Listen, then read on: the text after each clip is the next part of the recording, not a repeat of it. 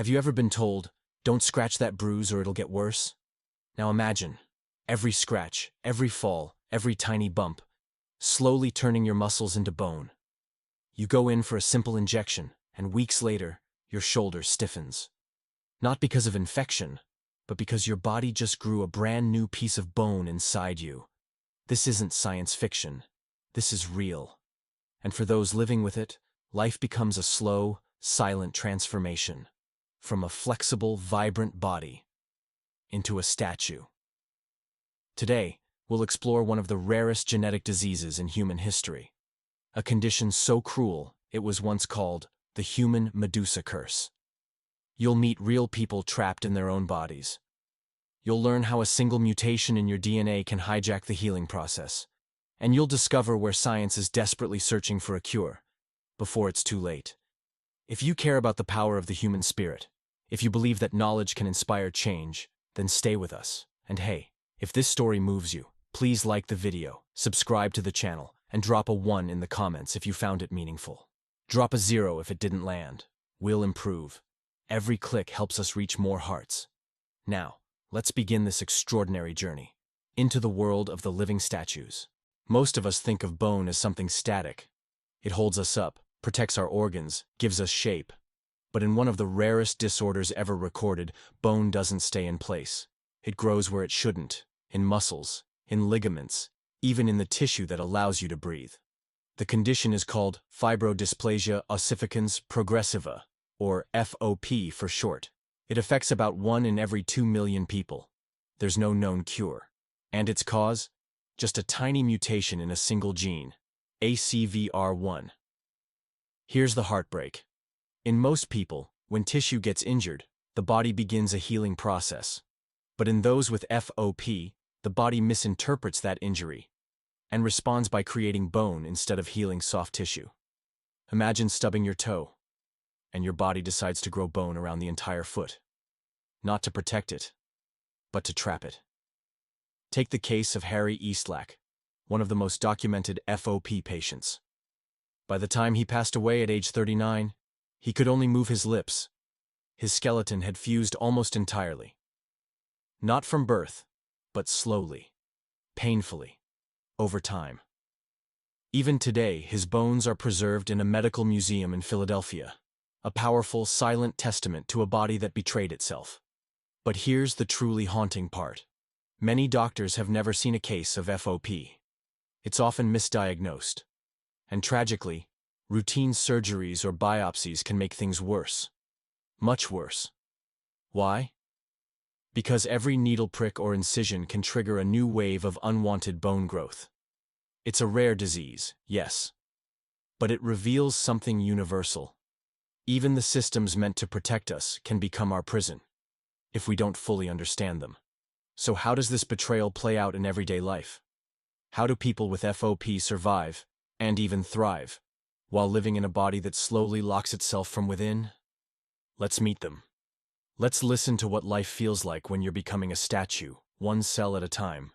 FOP doesn't look like danger. It hides behind quiet symptoms. A stiff neck, a sore joint, a small bump. But under the surface, the body is turning against itself. And worse. Sometimes, the people trying to help make it worse. What would you do if a simple injection or a tiny surgery could trigger permanent damage? That's the nightmare many families face, long before they even hear the words FOP. Let's take Lexi, a bright little girl from Texas. At 4, she fell off her tricycle. Nothing unusual. But weeks later, her parents noticed she couldn't turn her head. Her shoulders stiffened. Doctors were unsure. Some suggested arthritis, others mentioned tumors. Surgery was on the table. But her mom paused. Something didn't feel right. That pause changed everything. They found a specialist. Got a correct diagnosis, just in time to avoid irreversible damage. Not everyone's that lucky. Daniel, from the UK, had a small lump on his back. Doctors feared cancer. They removed it. Within months, his shoulder froze. By 16, he could barely move his upper body. Only then did someone suspect FOP. Here's the tough part. Even the best intentions can backfire. In FOP, even kindness can harm. But families like Lexi's show us that a little doubt and a lot of love can rewrite the story. A well-meaning injection, a routine biopsy, a simple surgery. All can trigger bone to grow where it never should. She's proof that FOP can't stop her from saying number still here. And it's not the doctor's fault. Most have never even heard of FOP. But families pay the price for that gap in knowledge. And sometimes, it's permanent. So what's the lesson here? Sometimes the bravest thing a doctor or a parent can do is wait. Ask again. Say, I don't know.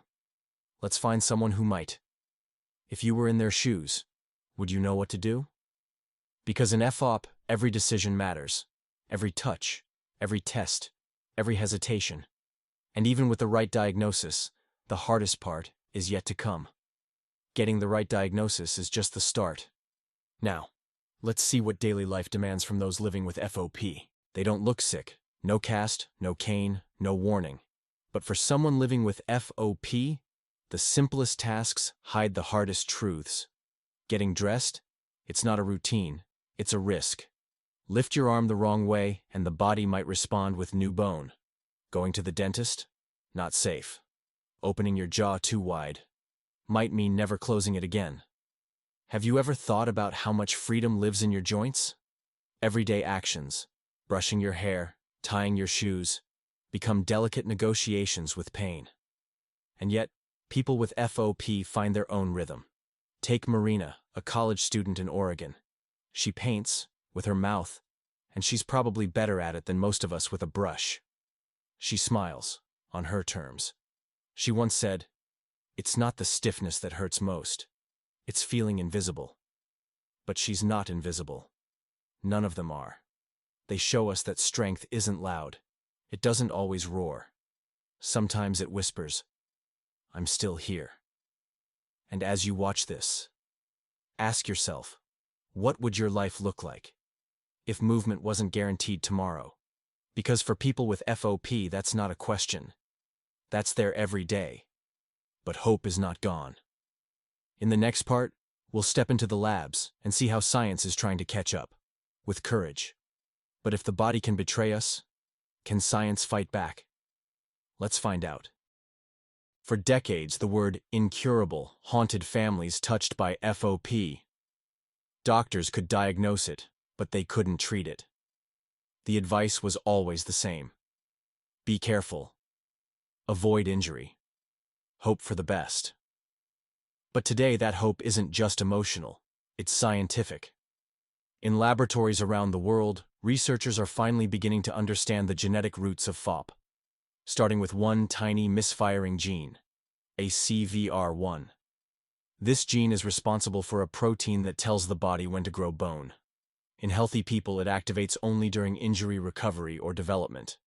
But in FOP patients, this gene is stuck in overdrive, sending signals constantly, even when there's no wound. The result? Bone where it doesn't belong. Structure where there should be movement. A cage, cell by cell. But here's the good news. Now that we know what causes it, we can begin to ask, how do we stop it? One of the most promising treatments is a drug called palivarotene, originally developed to fight a different condition. In early trials, it showed signs of slowing down abnormal bone growth in FOP patients. It doesn't reverse the damage, but it might help prevent the next flare-up. Clinical trials are ongoing, and while results are mixed, for the first time, families have something more than wait and see. Beyond medication, scientists are also exploring gene editing tools like CRISPR, hoping that one day they can correct the mutation at its source. It's still far off. But for families like Lexi's or Marina's, even the idea of a future with fewer limits is a reason to keep fighting. Of course, funding remains a challenge. Rare diseases don't often attract major investors, but the FOP community is small, passionate, and determined. They organize, donate, and share stories like the ones in this video. Because the more people know, the faster hope moves forward. And that's the lesson science is teaching us now. The human body may go wrong, but the human spirit, when paired with knowledge, can put up one hell of a fight. Still, even in the face of cutting-edge research, one truth remains unchanged. People with FOP must wake up every day and choose to live, not just to survive. In the next part, we'll reflect on what their stories truly mean, and what we, the healthy, can learn from their courage. We've talked about the science, the pain, the hope, but at the heart of it all, this isn't just a story about disease, it's a story about people. Lexi, who paints with her toes. Daniel, who turned loss into advocacy. Marina, who studies psychology to help others feel seen. They don't just live with FOP, they live fully, on their own terms. What would you do if your body said no, but your spirit said not yet? FOP may limit motion, but it can't limit joy, or creativity, or courage. Every small task, brushing teeth, putting on a shirt, is a quiet act of strength. And every day they wake up and say, I'm still here. That's a victory. Maybe that's the lesson. You don't have to move fast to move forward. You don't need a perfect body to live a powerful life. So if this story moved you, drop a "Chamar still here" in the comments. Subscribe to follow more stories like this. And give this video a like, because awareness spreads hope. We'll be back soon, with more stories of resilience, wonder, and the human spirit.